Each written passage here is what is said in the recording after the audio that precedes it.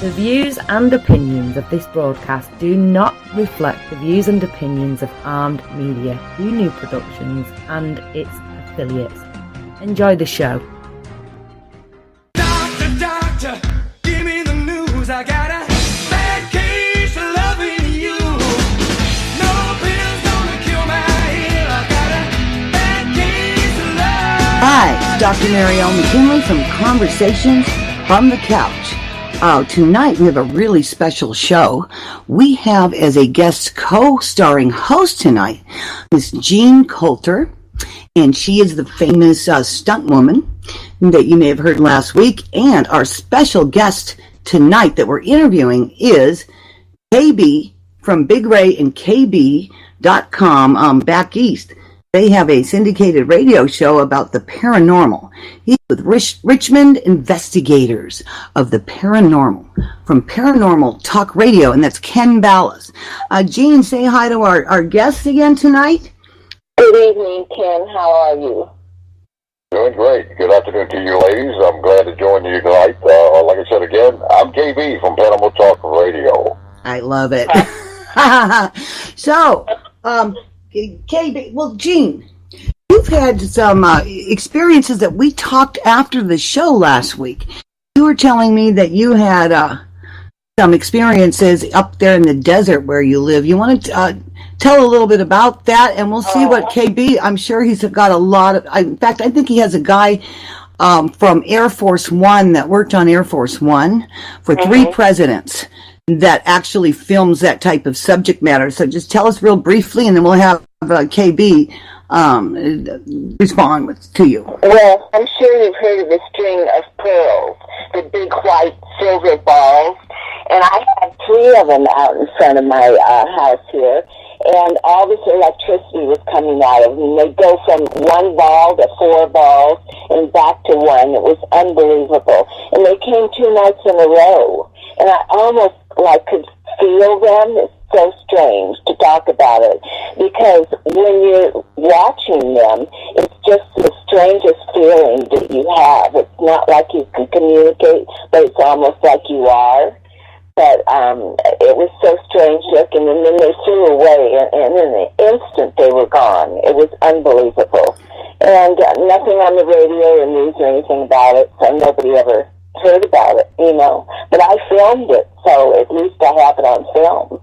Wow. KB, tell us about any experiences that you've had with, I guess that would be an unidentified flying object?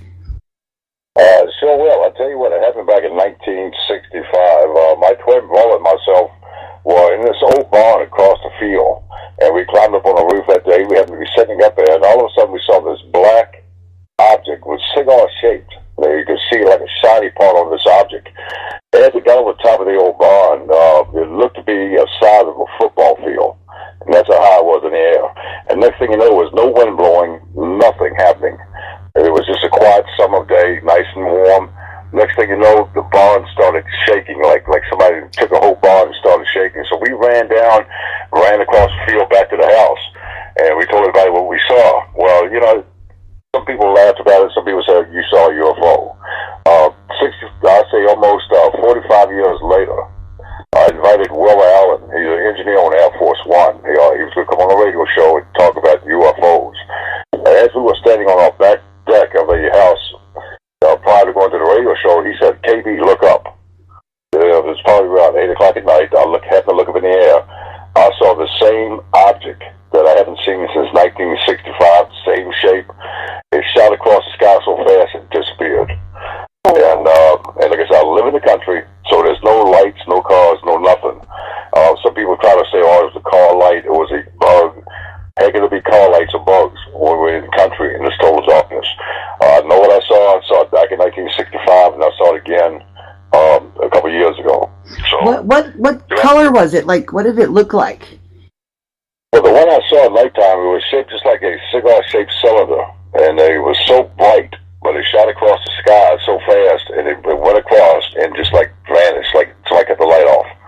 And I know what I saw, and you can't change my mind. I saw the same shape object back in 1965. Wow, that's really a trip. Now, Jean, you said you filmed these, Right. and you said yours were like called a string of pearls. That other people have seen something like that. Yes. What color were they? Or Referred to. what were some of the colors? They're silver. They're silver balls with electricity light coming out of them. It's almost an iridescent ball. And then they'll go to a couple of balls and then back to 4 and then back to 1. They like blink out and then they come back again. It's so strange. And you could almost feel their being here. It's just, I can't explain how, but you almost feel like you could communicate with them. So, you're up in the desert. You're out in Palm Springs area, up on a mountain. Right. Oh, that's very reclusive and it's dark.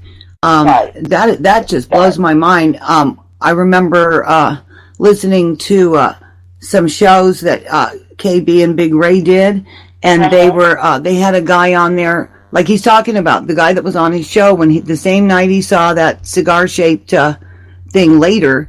That man has actually films them. He lives 57 miles outside of D.C., and he has some type of high-tech equipment. KB, what kinds of equipment does he have? Because he was talking about how our military uses 1990 goggles, something, night. Can you explain with the technology type thing? Because I'm not good at describing that. I sure can. The technology that he's using is the Nikon DS4, and now he's gone to a new one called the Nikon DS5. The Hubble's telescope uses a DS3. Wow. And the technology that he's using, you can't get it. I mean, you just can't go to the store and buy it. So I put it like this: the things that he's got, it's top secret. It can actually film in total darkness in true color. It can actually pick up images in broad daylight. Wow. Like you see some of these, the IR type of cameras that can pick up images, the heat sensors, but he picks up the same thing in broad daylight. Wow. It's so sophisticated. It's you would have to have this guy tell you how it works. I mean, it amazes me that he shoots 1,000 pictures per frame per second. I mean, it's unreal. And what he catches, he has a scope that he can use at nighttime. It weighs about 150 pounds. Oh my God! And this camera. Now the frames that this camera shoots, the way it shoots, what's told me that he can break each frame down and make it into a motion picture. Wow! So he's filming his stuff on a nightly basis out of DC and up in where he's living at. And like I said, and I'll tell your audience, guys out there, check him out. It's UFODC.com, and his name is Will Allen, and he was a former engineer for 3 presidents of the United States. So he's had top clearance. And a lot of people say, well, he's crazy, or he's how crazy can you be to be a engineer pilot for Air Force One? Right, for Air Force One, for 3 presidents, and then Marine 2. I'd love him to have him on this show too. Hey, listen, guys, we got a caller. Hello, Dr. Maryel here with KB and Jean Coulter. Who's calling? Hi, Dina. How are you? Good. Did you have a question for Jean and or KB? I forgot my question. Maybe normal for like paranormal activity to cause people to like jump off of a balcony or like other things that put them in the hospital? Well, you're talking about now somebody jumping off a balcony. That's almost like a possession of a body, and things like that. You got to remember when you're doing paranormal investigation, the first thing you got to do, you got to check your environment around you. You have to check the meters. You got to check the electrical systems in the home. So if you get too much of the IR frequency within the home, it can cause delusions, cause paranoia. Really? It'll make you feel like somebody's watching you. And you got to check the system and the water system. Because a lot of times when people take showers, they hear voices or they hear singing, they hear music. So there's a lot of things you have to check. You have to check the frequencies in the house and see what the meter is reading on the box, so that how much current's going through the house. Because like I said, if we have too much current in the house, it can actually cause paranoia and the whole 9 yards. Wow. Make you see and hear things. So, Dina, you had a little bit of information. you had messaged me earlier, and I thought it would be interesting to have you communicate with them about the house. Did you have anything else you wanted to say before you reveal some information about that house? No. Do you want to tell them about what the house used to be? Nursing home? Do you run into that a lot, KB? Because I know I used to live in Bel Air up here in Los Angeles. It's up in the mountains, kind of next to Beverly Hills in the 80s. And I lived in a condo complex at the top of Roscommar Road. And it's very quiet up there and all. And TVs would turn on and off, lights on and off, all kinds of, like, a lot. And I was seeing an acupuncturist person that I'd get acupuncture from, a Chinese doctor, and he did Kirlian photography and all that. And I remember I was scared one night, and I called up and I said, what is going on here? And he looked into everything, and he found out that the property I lived on used to be a nursing home, and that a lot of people had died there. And he said, well, that's paranormal activity from people that had died there. Have you had any cases where you guys discovered later that it wasn't the what you were saying, like maybe having too much what is it that you have too much of? Electrical, what is it? The VR frequencies too, electrical current and all that can cause different types of paranoia. What she's talking about is, like you said, a hospital. Now you gotta remember, a hospital has a lot of misery, sickness, illness. A lot of the hospitals have morgues. And yes, we have had down here in Richmond, Virginia, we've got a hospital even to this day, as people have seen loved ones walking down the halls, dead people, nurses. So yeah, it happens. You got to remember, it's like a sane asylum. Oh gosh! Insane asylum. Yeah, it's a mental hospital. Now I'm gonna say something to you guys. You will think about it. If you're a mental patient and you're in an insane asylum and you're getting electrical therapy, which is shock to the brain, electric shock treatment. Every time a shock hits you, you see a bright light. Now, if you're an investigator and you're investigating this place and you find an entity and you're one of these guys to say, hey, I can send them back to where they came from, go back to the light. They're not going to the light, because when they lived, they think of light as pain. Oh, wow. So why would you want to go to the light, and when you were living, you recognize that white light with pain? Oh my goodness. Well, that's something to think about. Heck, he was sending something back that scared when he was alive of the shock therapy. And every time they shocked his brain, he saw that bright light in his brain. So you can't send him back. And if I can say this real fast, and I'll let you get to the next guy, be careful how you say, I'll exercise them, I'll send them back. You stir up things that you cannot get rid of, and if you ask for something, you will get something you can't get rid of. Yeah. So that's something to think about. Be careful what you do. We do not, as Richmond investigators of the paranormal, we do not exercise spirits. But if you want somebody to exercise your spirits, we can get you clergy. But our team does not exercise spirits, period. You know, I remember when I was on you guys' show, and Dina, are you there? Yeah. When I was on your show, I was talking about some of the things that occur where I live, which is right near McKinley's mortuary, ironically. It's on Native American burial ground. We're right across the street from the San Fernando Mission. And I had neighbors at my other house in Mission Hills that had diagnosed with UCLA's parapsychology team with Dr. Thelma Moss and come out to their house, and they had a spirit that was unsettled. It was half Native American and half, I guess, white or whatever. And so nobody, I guess maybe it was half Spaniard and half Native American. It was half-breed. So nobody liked him because he was half and half. He got, bullied and stuff. And he drank a lot of scotch. And they had a party when they added this room on. And it was right over where the guy was buried, turns out. And scotch was flying down the bar, only scotch. And then they were taking pictures of this party, and there was a ghost type figure, and they did have everything analyzed in the 70s, and they said, and they came out and did whatever they do, and they found out it was this guy. So, there's cold spots there. So we have so much activity in all of Mission Hills area, and now we live even closer. Well, we think it's my dad, because Dina, you were here before.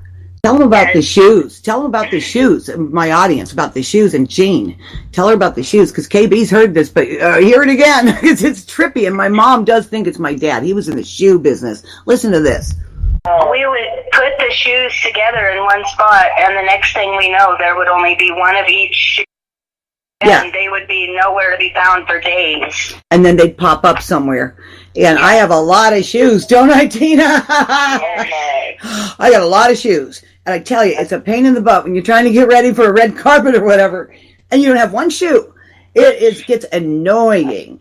And then some other stuff, Dina, so I don't sound crazy, because you're not crazy either. I've been accused of it, but to tell some of the other stuff, like about the key, that time with my mom with the key. Oh, yeah, your mom was wearing a pair of shorts, and she forgot the keys in the pocket, and she couldn't find them. And then we checked, and they weren't in that pocket. They wound up in the pocket of a pair of shorts that she wasn't even wearing. And it was at the bottom. The next day. It was at the bottom of the hamper. It was like the hamper, yeah. Impossible. It was impossible for something like that to happen. And we got neighbors with all kinds of stuff going on. And so, like, I'll say, Daddy, go to the light. We're okay. You're kind of driving us a little nuts. But he never had electric shock treatment. What's funny? This movie I was in, you guys, called Homework with Joan Collins. I play the nurse. And this is so funny. Well, I think it's funny. On the set, I play a comedy role of like the, serious nurse. And the other lady is like the dumb blonde or whatever. And one of the lines she had to say was, I say, what's he in for? And she says, oh, she's supposed to say electric shock treatment, and she couldn't say that darn word. I had to write it on a darn piece of masking tape. Yeah, and she did like 36 takes. Electrode treatment therapy, and look at me like, did I do it right? Everybody's laughing. I don't think they do electric shock treatment to people anymore, or lobotomies or whatnot. But what Ken's saying is very interesting about it. They still do electric shock therapy. Oh gosh, and I should know that being a doctor. Whoa. Okay, I guess they do. And we also had a neighbor that had some activity next door to us and across the street from the other lady, but they had their house blessed and had no problem. So other stuff, that's gone on. Anything else you can think of besides lights turning on and off and stuff, Dina? I sort of is how that person died in your old garage. Was your dad's garage. Yeah, that's kind of a trip, you guys. I don't think we talked about this. Okay, so my father never wanted us to sell our house. He worked really hard for that house, and something happened after he passed away where my mom just decided she wanted to downsize, but we still live in the same neighborhood. And these people bought the house, and I guess the man was a nurse. And my dad always spent a lot of time in the garage. That was his workshop, and he had everything. He was always in the garage doing projects, all kinds of. He was a shoemaker, and he had his tools in there, and he loved it. That was his domain. And this nurse actually, I guess, went crazy and apparently killed himself in the garage. Okay, I thought it could have been my dad not wanting it. I didn't understand how that could happen. It was kind of freaky, you guys. Ken, have you heard of anything like that, KB? That's kind of trippy. But I thought that. I've heard of stories like that, but you gotta remember, if people that have evil intents or evil thoughts, and they can play on your mind, and let's say you miss your daddy a lot. They can manifest themselves to be your daddy. Oh, I've never seen my dad. Oh, you're saying that, with the shoes and all that stuff that disappear? It could be another entity doing it to you, making you think it's Oh, I don't know. I don't know. My mom had a dream about him the other night, but I hope it's not something like that. I feel pretty safe, So, yeah. So what do we do to find out?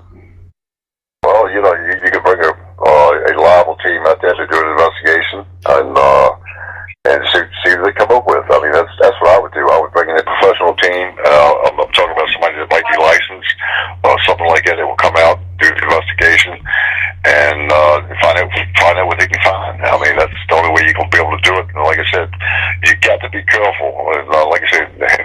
anything out there. You know, you might get some group coming in and start antagonizing these entities. Well, yeah, because so, we are near, like, we're also near 2 cemeteries, too.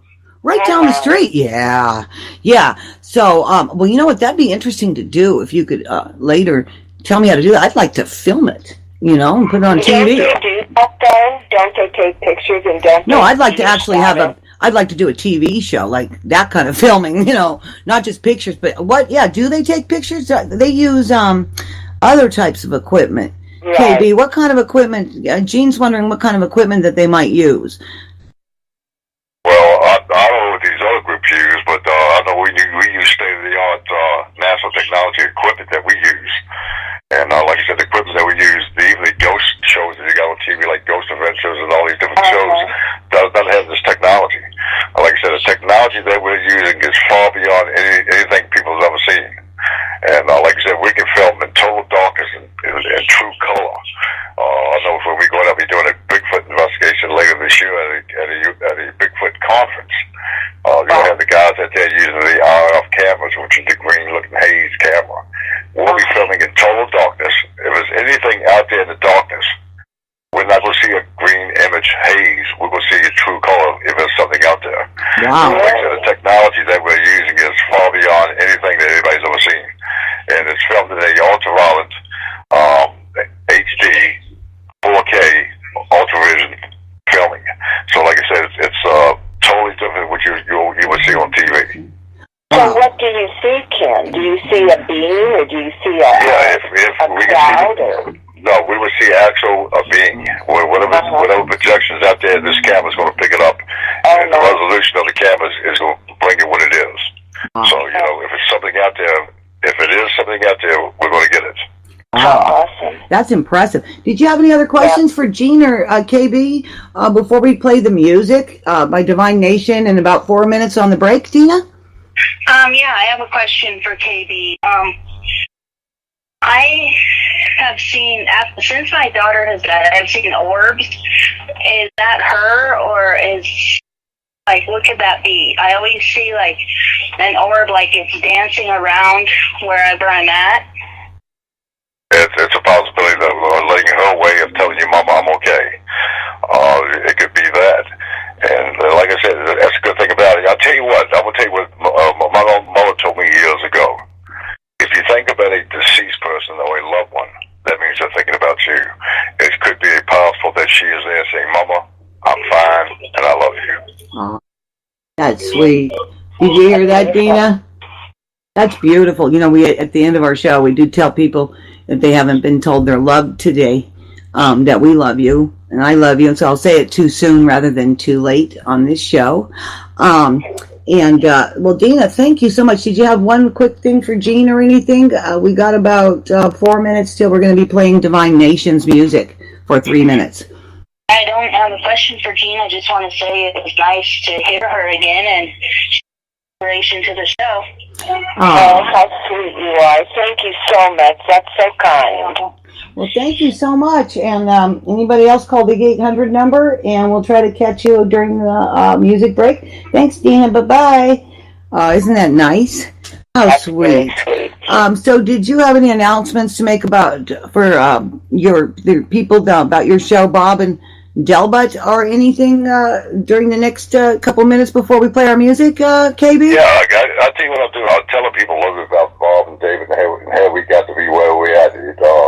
Big Ray and I, like I said, we do a radio show, and Big Ray and I were looking to buy our own radio station. Well, Bob was a good guy, and Bob said, I'll tell you what, my cousin Delbert, and he spells his name, believe it or not, it's D-E-L-B-E-T-T. That's how he spells his name. My cousin Delbert is one of the best real estate agents, bar none, in the country.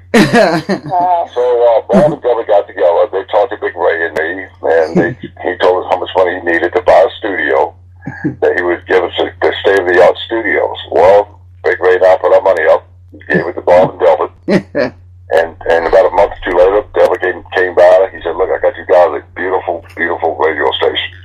Big Ray and I, we got excited. We really did. We finally got our own radio station. Oh, my God. He said, I'm surprised you guys, now we'll blindfold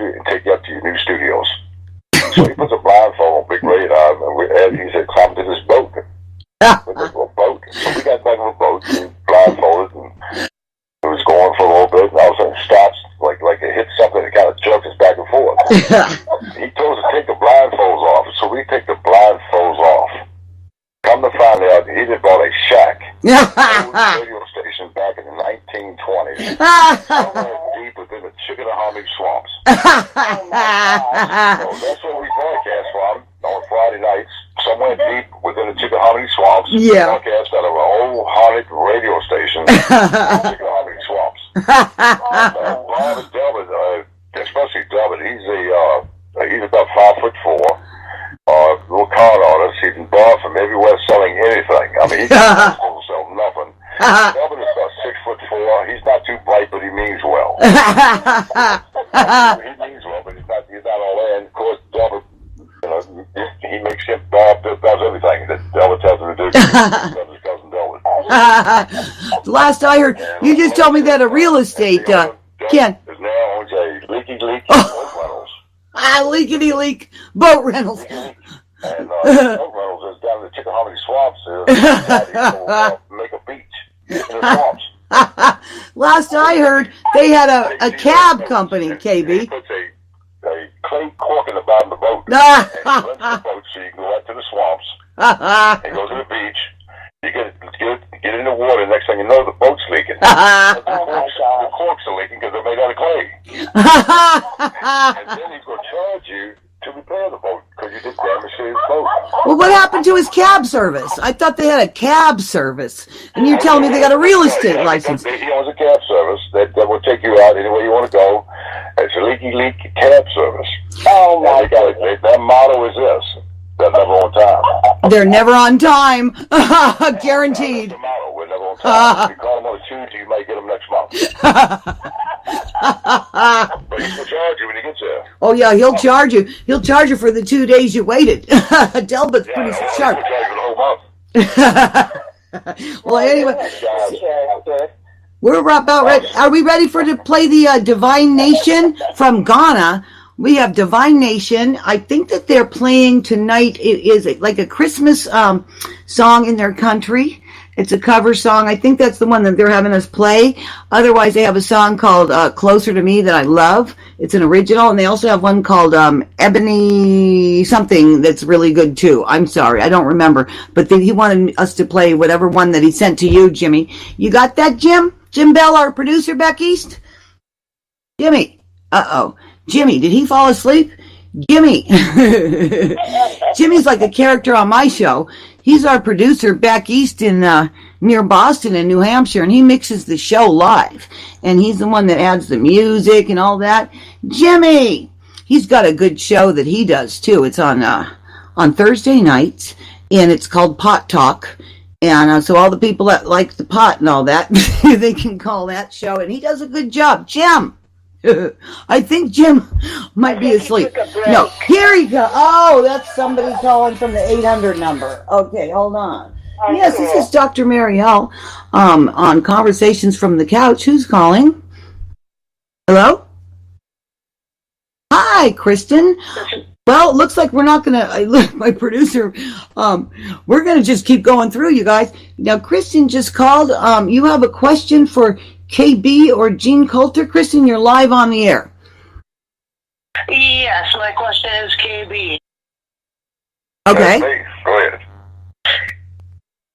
What is the most scariest paranormal experience you had?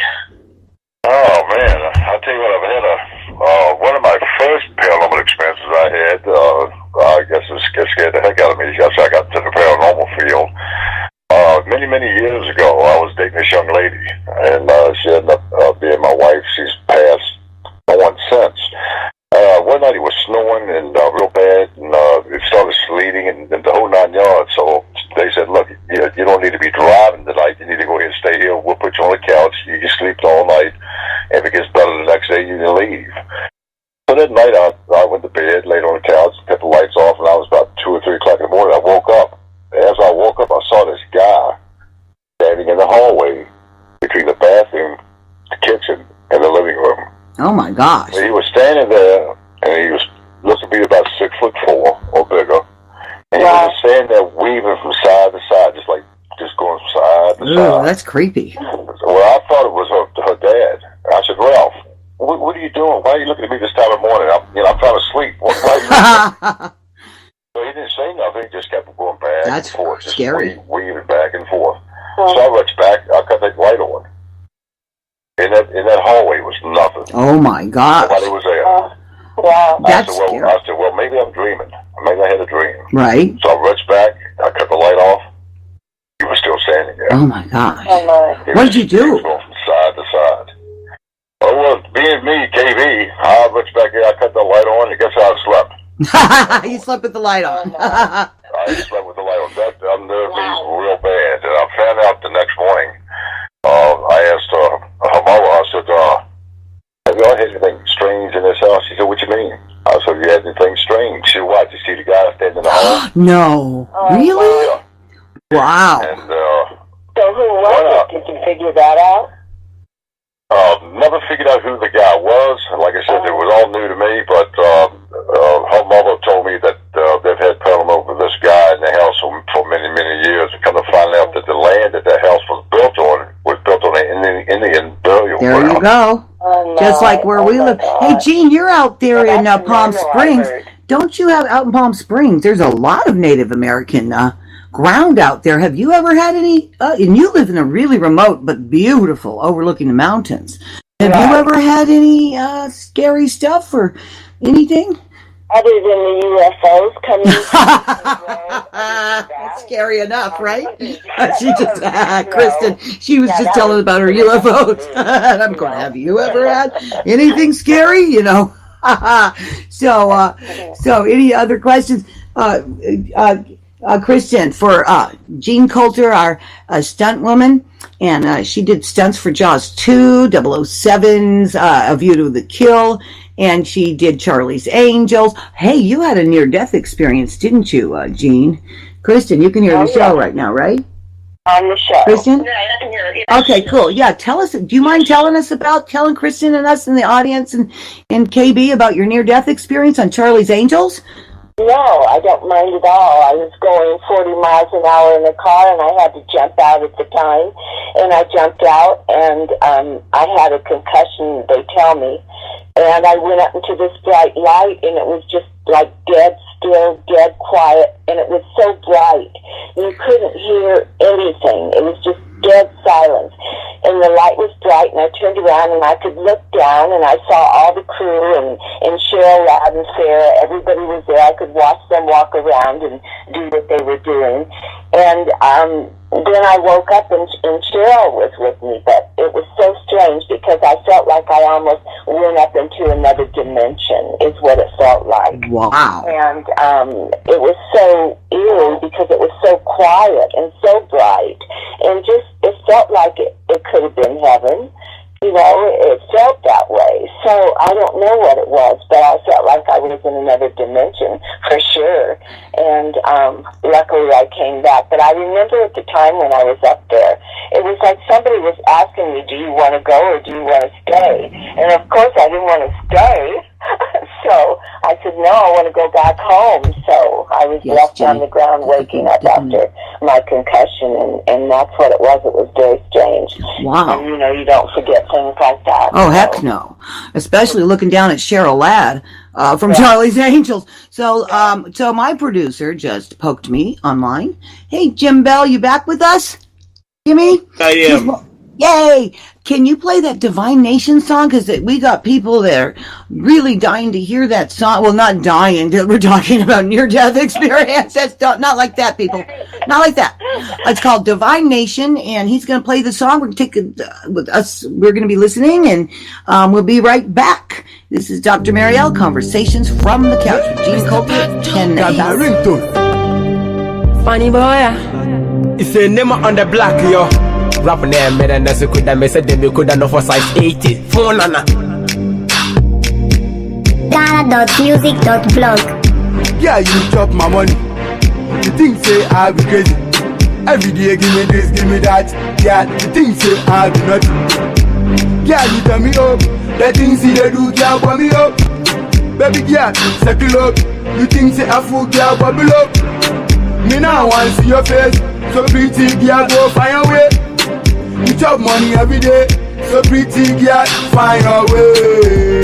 Every day my money. Every day my money. Every day my money. So baby, go your way. Every day my money. Every day my money. Every day my money. Every day my money. So baby, go your way. So you get me crazy. Now you get me insane. I'll tell my mama that hey, I reject you. Yeah, I reject you. Okay now, yeah, okay now. Yama sapeme, ope mi sika na edie, okase majimi, beda baby kodi. Funny baby to your sky man, na mi say mu. Funny boy ya tuyo nkwa abina. Afi na nopo, wachen ya ponko, ya masabi emu aye na wakatron. Funny boy ya suo nyansu. Agbaya li now tears, Kenya bedanti ya jame na mokope cash. Dama sopa such a deme popi ni nya. Sika sema deme cheda ne such a me wudu. Sa won peme di actually me si fidi mi woku. Na mame dollar, mame 1 million. Funny boy ne be yourself na me de menye. Okase be jimi, beda baby kodi. Sem funa na me de me intent ya. Kuzo su na me tell me ya. Now me tell me ya. Oha mi sika sema me sake blood. Me sika na smith me and blood. 24/7 na me ni walk club.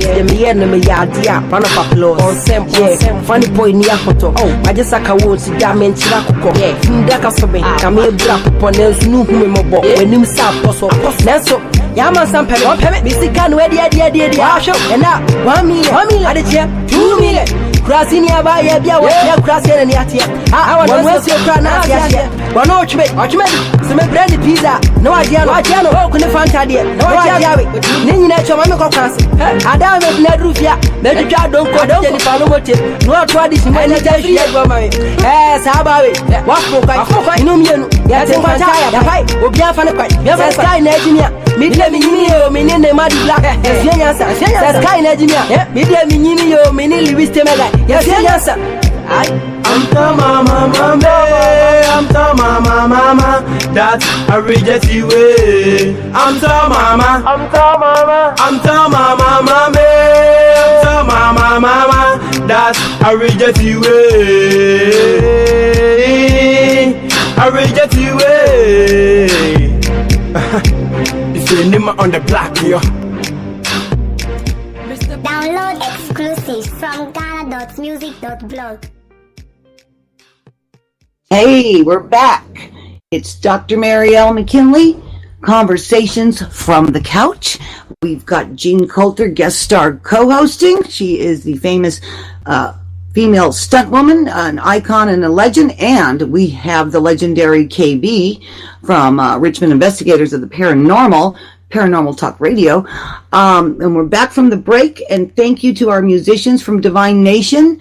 So we had a caller, and she was and then Jean was telling us about her near-death experience when she was on the Charlie's Angels set, floating above her the car she had to jump out of for her stunt, and looking down at Cheryl Ladd and all the Charlie's Angels, and how it was kind of, a really interesting experience.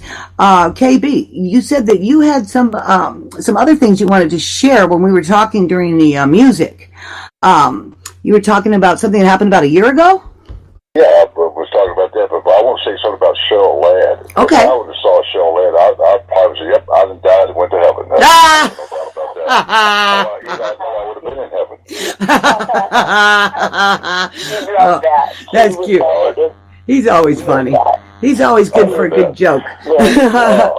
So tell us. What happened to me about a year or two ago. Big Ray and I had to go downtown to pick up some stuff for that show that night. And I was going down Mechanical Turnpike in Virginia. I stopped at a red light with my Jeep. There was a pickup truck on the right side of me. So we stopped at a red light. I looked over to my right. This lady with dark black hair, and she was just scratching the heck of her left ear. Like she was digging in the ear big time. Me being KB, I'm looking at her. She was just scratching the heck of that ear. And she never looked at me, but she was digging in the ear. I said, man, something must have been in the ears. It's bad. So all of a sudden, this guy in the front seat raised forward from the seat. Raised forward, then he turned to his left. He looked at me. He stared at me about 2 to 3 seconds. Turned his head straight. Went back in the seat.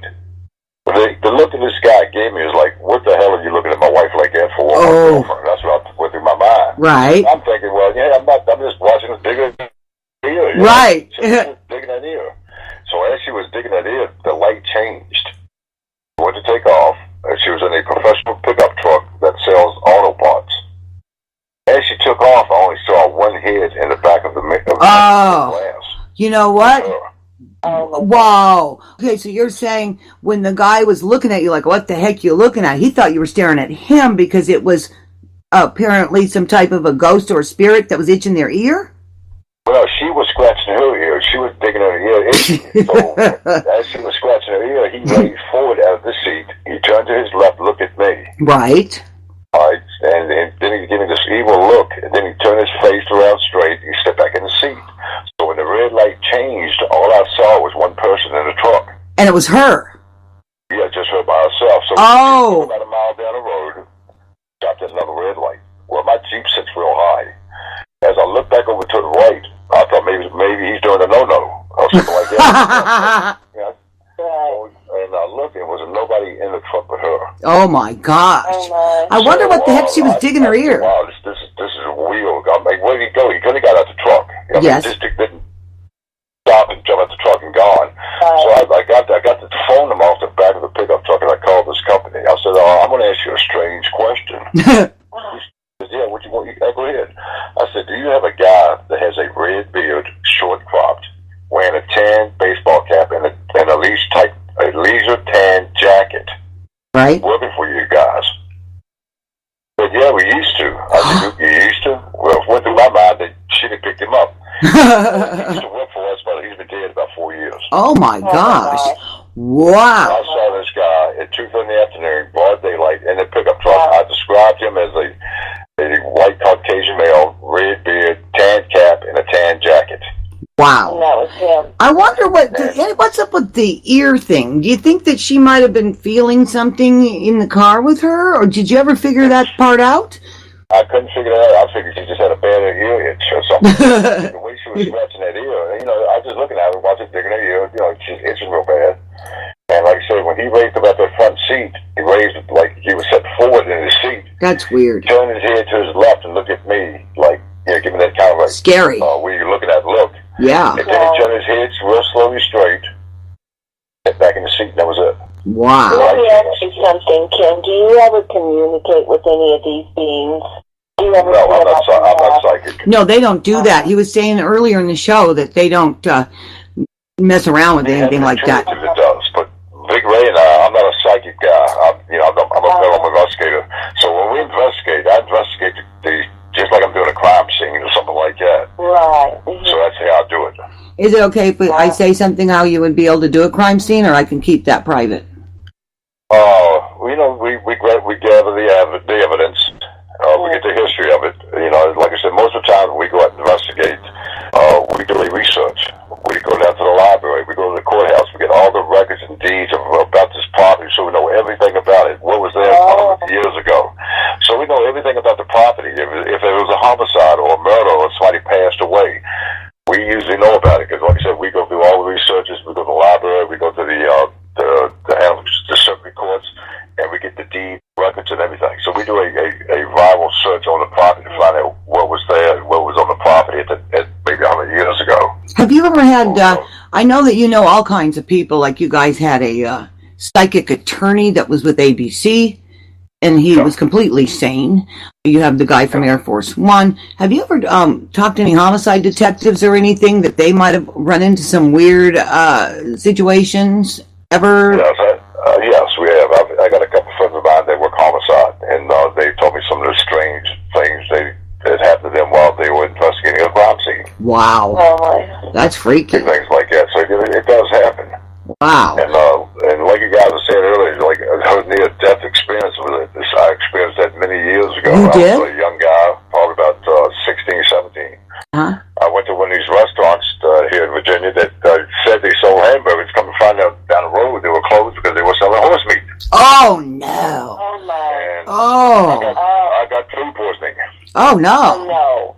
Seriously? What happened was, when I got the food poisoning, one of the old doctors described me some medication. He said that I might get a reaction from the food poisoning. Well, he gave me this pill. It's no longer on the market. Uh-oh. He said, if you feel bad, take one before you go to bed, and you'll feel great. I bet. Well, I wonder what it was. Quaaludes? Well, what it was at my cousin's house spending the night. And I wasn't feeling too good, so my aunt said, take one of your pills and you'll probably feel better. Well, the pill that I took was so strong. I passed that first and I fell on the floor, jumped up, because, you're 16 years old, when you pass that, what's going on? So I jumped up and, wow, I fell on the floor. The next thing I know, it got worse and worse. I kept collapsing, kept falling down. So they took me down to this den. And I was laying on the couch, I'll never forget it. The sun clock that they had on the wall started laughing at me. Oh, my goodness. Oh, my. Wow. So the pill was giving me illusions and things like this. Well, they called the ambulance. They rushed me to the hospital. The time I got to the hospital, my respiration was 2, my pulse was 5. Oh, my goodness. Basically dying. Yes. So I will remember that when he took me to the ER, my mother then rushed me in on a gurney. My mother came, because my aunt called my mother, and she came down to the hospital. And she'd seen my mother sitting on the side of the bed. Oh, my goodness. While I was on the gurney. They were running all these tubes down my throat. Oh, my God. And they told her, you got to leave. And I remember one time they took out these paddles and hit me in the chest with them. Oh, that was that thing where they, And so I was standing, as that happened, I was looking down at my mother when they told her she had to leave. I saw the doctors bring the paddles out. And I was standing in this place, was pure blackness. Oh. It was so black, I took my hands out to the side of me, and I put them in front of my face. I couldn't see my hands. Oh. But I could see everything. I could see everything in front of me. Wow. Well, I took a step back. But I took a step backwards, and wherever I was at, it was the best, peaceful feeling I never had to this day. And I said, if death is anything like the feeling that I had when I was in this darkness and I was going back to this black tunnel, it was the most peaceful feeling. And I said, God, I'm dying. I was 16 or 17 at the time. I said, God, I'm dying. And every time I would take a step back, I was so relaxed. I mean, that was the best feeling I ever had in my world. Well, he was in a tunnel. Yeah. He was like did you feel that when you were going into the light, Gene? Exactly. Peaceful? It's hard to explain. But I've never had that feeling since. Explained. So go on, KB. Strange. Yeah. Very peaceful, very quiet. The Very best, quiet. yeah. But like you said, I saw everything in front of me. And I said, God, I'm dying, is what I said. And I keep religion out of my radio shows and stuff like that. Yeah. But I will say this. I said, God, I'm dying. I don't want to die. I think I said I'm not but 16 years old. Uh-huh. Please don't let me die. But it was the best feeling I ever had in my life. So all of a sudden, I came through. When I came through, it was that fast. When I came through, I was ice cold. Whoa. I was cold. I was shaking, and I was freezing. Oh, my God. But that time, prior to me coming back, I was in the best, peaceful, most place I've never in my life experienced anything like it. It's the peace that I had myself and the warmth. I felt so warm. Even though I was in a black tunnel, it was just nice. And I said, well, if death is like that, and if I die later, I don't fear death. That's beautiful. You were close to death, Ken. That's beautiful. He probably did die. Did they ever find out what that pill was they gave you? That Yeah, I can tell you exactly what it was because it's no longer on the market. Good. It was a pill called Falfed. Falfed? Falfed. Falfed. Oh, okay. What kind of pill is that? Yeah. It was the doctor said it was for food poisoning. It was supposed to counteract anything I had in my system. It'll make me feel better. You know, it almost killed me. Like I said, it almost killed me, and they took it off the market about 6 months later. Oh, gosh. Even to this day, I'll tell them when I go to the hospital, they say, are you allergic to anything? So I'll tell you what I'm allergic to. It's called Falfed. and it's not in the market, but don't give me anything like that. Oh, my gosh. That's a trip. You know, I had an experience where everybody knows I'm in recovery and all that. And I did have an overdose once, about 20 years ago. But I never, I was in a coma for 3 days. But I never experienced anything like that. You know, I don't, or if I did, I don't remember. But it's very comforting to hear that. And I know that I personally, I'm not afraid of death because I'm just, I live my life in a manner that I honor God. I don't bring up religion on the show, but I do honor God, and I have a good relationship with God, and I do, the right thing for the most part. And I can't hold grudges against people or anything like that. And then when I think, oh gosh, I might have done this or that in my past, and then I think, well, gosh, I can forgive all these other people, and I can forgive all this stuff. I just have to learn how to forgive myself, So I figure as a human being, if I can forgive different types of things that, may have happened to me or whatnot, then I figure, loving God is going to be able to, not punish. That's just my personal opinion, but I'm not a theologian or anything like that. So anyway, speaking of that, I had a really weird experience when I had that car accident. I was going like 30 miles an hour, checking the darn road, and it was a little bit damp out. I remember going a little bit slower, and next thing you know, I'm spinning with airbags hitting me. I thought I was dying, you guys. I did, because you breathe in some stuff, and it's when the airbag deploys, you breathe in this like chemical stuff, and I thought my car was on fire, and I could not wait to jump out of it, and I couldn't wait to get the darn seatbelt off. I jumped out. I told people to call 911. I thought the darn car was on fire, and it was really traumatic. And I was just talking to one of my other girlfriends that has a show before mine earlier, and I was telling her, I'm just so grateful to be alive because those injuries were so scary. And I just had the bruised ribs and torn ligaments, whatnot, and that's all healed up so fast. But I did have some internal bleeding, and it was really painful and scary. And I thought, my gosh, I'm just so grateful. And also, I got to give a shout out to my lawyer. I do. Mr. Naderi, Attorney Naderi, he is a San Fernando court expert, and he is at WeHateJail@hotmail.com, and he is amazing, and I just want to thank him for being the expert. Yeah, they tried to get me on a phony DUI thing, with the 8 sobriety test. You can't fake the eye test, you guys. You can't. They put a flashlight in your eyes. They put a chart up next to your face, and they can tell if you've either had alcohol or medication or anything illegal, uppers, downers. They can tell by your darn pupils, and then they'll keep testing you over and over, like every half hour, and they'll tell by your eyeballs. So, like, I was an ice skater. I can pass that darn balance thing under any circumstances. However, you cannot fake the eye test. That's what I have to say. And towards the end of the show, we do like to say that I am an addictions counselor certified. I am a PhD. I do help people that have issues with if they're not sure if they're having addiction or not, whatnot. No one's going to diagnose you. There's nothing to be ashamed of because it is a disease as described in the American Medical Association and also as described in the DSM-5, which is the Diagnostic Statistical Manual, version 5, which doctors and clinicians do diagnose every type of illness there. And so it's nothing to be ashamed of, because I talked to a couple people that were saying, oh, I don't want this person to know I'm in recovery or what. And I'm like, why?